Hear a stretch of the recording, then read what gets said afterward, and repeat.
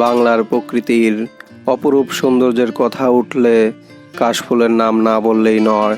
শরতের হাওয়ায় দুলে ওঠা সাদা কাশফুল যেন এক অন্যরকম আনন্দের বার্তা নিয়ে আসে। কাশবনের ভেতর দিয়ে হাঁটলে মনে হয় যেন প্রকৃতির এক বিশাল সাদা চাদর বিছিয়ে দিয়েছে। কাশফুল শুধু একটি গাছ নয়, এটি বাংলার মানুষের হৃদয়ের সঙ্গে মিশে আছে। শরৎ মানেই নীল আকাশের সাদা মেঘ, কাশবনের দুল খাওয়া ফুল আর হালকা শীতল হাওয়া।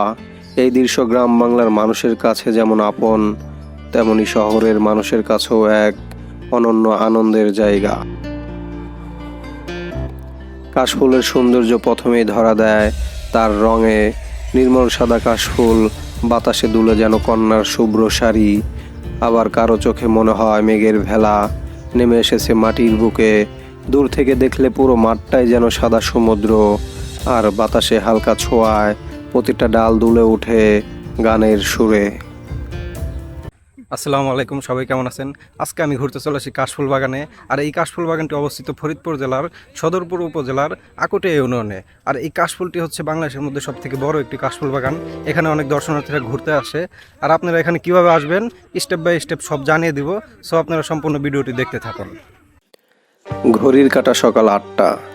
মানিকগঞ্জ বাস স্ট্যান্ডের একটি হোটেল থেকে সকালের নাস্তা সেরে রওনা হলাম আকুটের চর কাশফুল বাগানের উদ্দেশ্যে। সকালের মানিকগঞ্জ শহরটা অনেক বেশি সুন্দর। চলতে চলতে বেউথা ব্রিজে চলে আসলাম।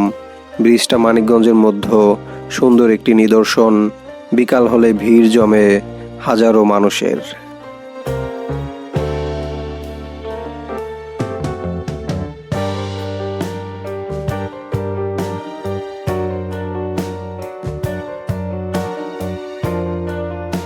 তো মানিকগঞ্জ থেকে 1 ঘন্টার মতো বাইক রাইড করে আমি চলে আসি হরিরামপুর। এটা হচ্ছে আন্দারমানিক ঘাট। আমার পিছনে দেখতে পাচ্ছেন এটা হচ্ছে পদ্মা নদী। এই নদী পার হয়ে আমরা চলে যাবো হচ্ছে সেই কাশফুল বাগানে।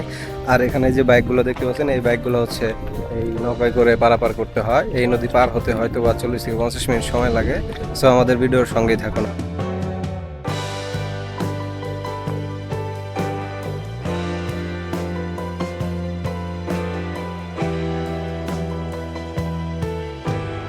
তো আমি নৌকার উপরে উঠে গেছি। এই নৌকা দিয়ে এখন নদীটা পার হবো, পার হয়ে আমরা এখন ওই পারে চলে যাব।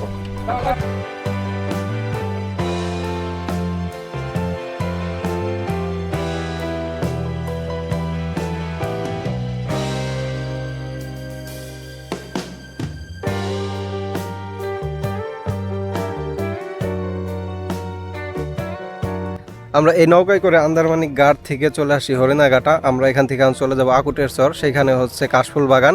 সো আপনারা সঙ্গে থাকুন, আমরা এখন কাশফুল বাগানের দিকে রওনা দিব।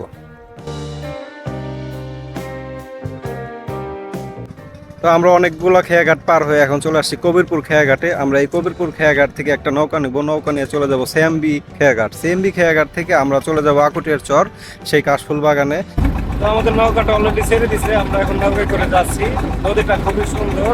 দেখুন যে নদীর দুই পাশটা আপনাদেরকে দেখায়। এখানে ব্রিজ হচ্ছে।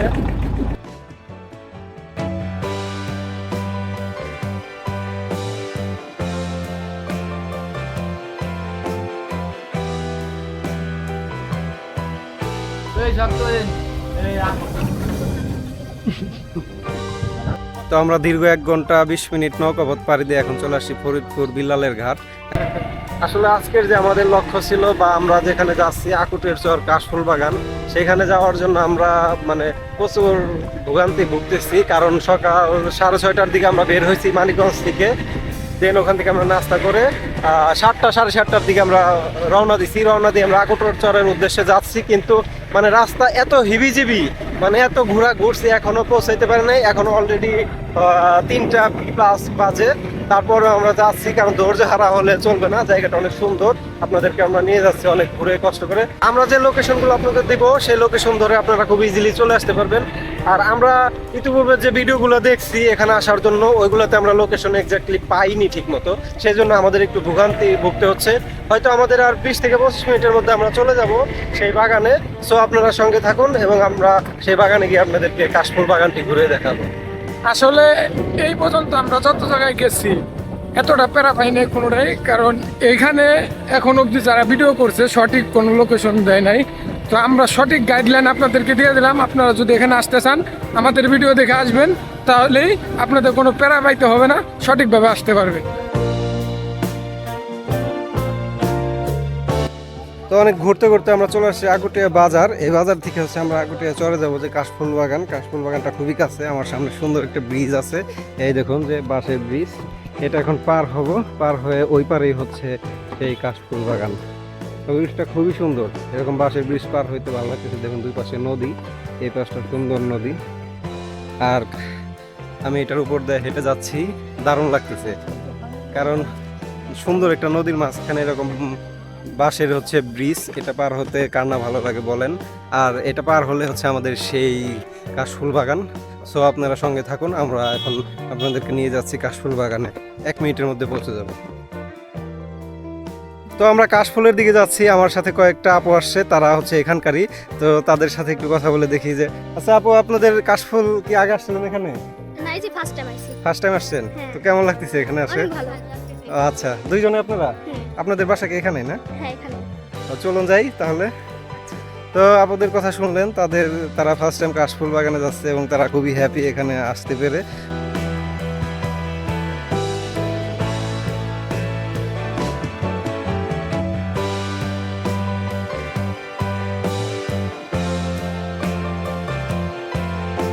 তো ঘুরতেছি, এই পাশে অনেকগুলো আপুরা ঘুরতেছে, যে আপুদের কাছে শুনে দেখবো যে তাদের এখানে ঘুরে কেমন লাগলো। তো আপনাদের কেমন লাগলো এখানে ঘুরে? এই আপু, তোমরা খাও। খুব ভালো। আপুদের খুব ভালো লাগছে। ছবি তোলার ভালো লাগে না আপুকে, এই যে সমস্যা। আপনাদের কি ওয়েদার যেমন তা কিন্তু পিক তুলতে পারছে না। ওয়েদারটা আজকে একটু ডাউন, কারণ যেহেতু বৃষ্টি হয়েছে। হ্যাঁ, তো সবাই- আপনারা কি ঘুরছেন বাগানের ভিতরে? এই ফুল ছিঁড়ে নিয়েছি। এই দেখুন এই পাশে আপুরা ফুল ছিঁড়ে নিয়ে আসছে, ফুলগুলো অনেক সুন্দর। তো আপনারা ফুল ছিঁড়ছেন, কিছু বলে নাই? অনেক কিছু বলছে। কিনা ফুল তো। আপনাদের বাসা কি এখানেই? হ্যাঁ, বাসা মণিকোটা বাজার। আচ্ছা ঠিক আছে, সবাইকে ধন্যবাদ। শুধু সৌন্দর্য নয়, কাশফুলের আছে এক বিশেষ অনুভূতির টান। গ্রামীণ পথ ধরে হেঁটে গেলে কিংবা নদীর ধারে দাঁড়িয়ে কাশফুল দেখলে মনে হয় মনটা হালকা হয়ে গেছে, সব দুঃখ যেন কোথাও মিলিয়ে গেল। তাই কাশফুল শুধু চোখের নয়, মনেরও প্রশান্তি আনে। তো কাশফুল বাগান ঘুরতেছি, এখানে এসে খুবই ভালো লেগেছে, কারণ রাস্তায় যে কষ্টটা হয়েছে, আসতে ভোগান্তি ভুগছি আমরা, সেইটা এখানে আসার পরে একটু রিফ্রেশ লাগতেছে, মাইন্ড ফ্রেশ হয়ে গেছে। কারণ এত সুন্দর একটা জায়গায় ঘুরলে কার না ভালো লাগে। আর ফুল তো সবারই পছন্দ। আপনারা যদি এখানে ঘুরতে আসেন তাহলে অবশ্যই অনেক সকালে চলে আসবেন, কারণ সকালের দিকে আবহাওয়াটা ভালো থাকে। আজকে বৃষ্টি হয়েছে, সেই জন্য আবহাওয়াটা একটু মেঘলা। তারপরে ঘুরতেছি, আপনাদের দেখাইতেছি। আর এখানে অনেক দর্শনার্থীরা ঘুরতে আসে, বিভিন্ন জায়গা থেকে ঘুরতে আসে। যেহেতু এখানে আসাটা একটু টাফ, যাতায়াত ব্যবস্থাটা ভালো না, তারপরেও আসলে আমি মনে করি আপনাদের ভালো লাগবে, আপনারা এখানে আসতে পারেন। কি ঘুরতেছেন তো খুব? আসলে ঘুরতেছি, কারণ এত সুন্দর জায়গায় আসছি, ভিডিও করার থেকে আমার মনে হয় যে ঘুরলে বেশি ভালো লাগে। একা একা ঘুরতেছি, সহজ ভাইয়ের মতো ভিডিও করতেছে, কারণ জায়গাটা এত বড়, ঘুরে শেষ করতে পারতেছি না। তারপরেও ঘুরতেছি, কারণ ঘুরতেই বেশি ভালো লাগে আমার কাছে মনে হয়। কারণ দেখুন যে আপনারা তো অলরেডি দেখছেন এতক্ষণ যে কত বড় একটি কাশফুল বাগান, আর কাশফুলগুলো অনেক সুন্দর, সবগুলো কাশফুলই মনে হয় যে কলি থেকে ফুটছে মাত্র। কিন্তু রোদ থাকলে আর একটু ভালো লাগতো, জল জল করতো। তারপরে ঘুরতেছি, ঘুরে ঘুরে দেখাই যে আপনাদের কতটুকু দেখাইতে পারি। আমরা মানিকগঞ্জ থেকে যেভাবে আসছি, এটা আসলে খুবই প্যারাদায়ক। তাই আপনারা যারা ঢাকা থেকে আসবেন তারা খুব সহজেই চলে আসবেন ঢাকা জেলার দুহার উপজেলার মৈনট ঘাটে। মৈনট ঘাট থেকে নদী পার হয়ে চলে আসবেন এই পারে গোপালপুর ঘাট। গোপালপুর ঘাটে এসে যে কাউকে বললেই হবে আকুটের চরে যাব, আপনাদেরকে দেখিয়ে দিবে। এই লোকেশন ধরে খুব সহজেই চলে আসতে পারবেন আকুটের চর কাশফুল বাগানে। সৌজাই, হ্যাঁ, পেয়ারা খাইতেছেন, কেমন লাগছে? পেয়ারা কি মজা? আমি খাই না, সুদা একটু ঘুরলাম ভাই। তো কাশফুল বাগান তো ঘুরলেন, ভাই মোটামুটি 10 ফুট স্পেস ডোনে। ভালো লাগছে না? হুম। আপনারা দেখতে থাকুন।